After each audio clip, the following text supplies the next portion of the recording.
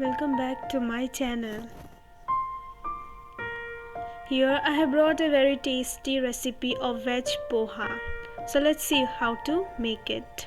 First of all, take 2 bowls. Now add poha in one of them. Now add water. Wash it little bit and immediately separate the poha in another bowl. Now add turmeric powder, chili powder, salt, sugar and a spoon of oil, and now mix them very well. Now take a karai and add oil. Add green chilies, badam,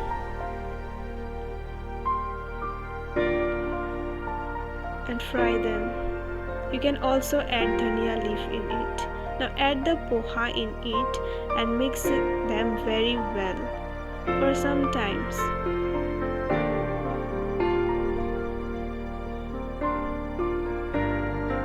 And here our evening snack is ready. You can have it with tea. Thanks for watching.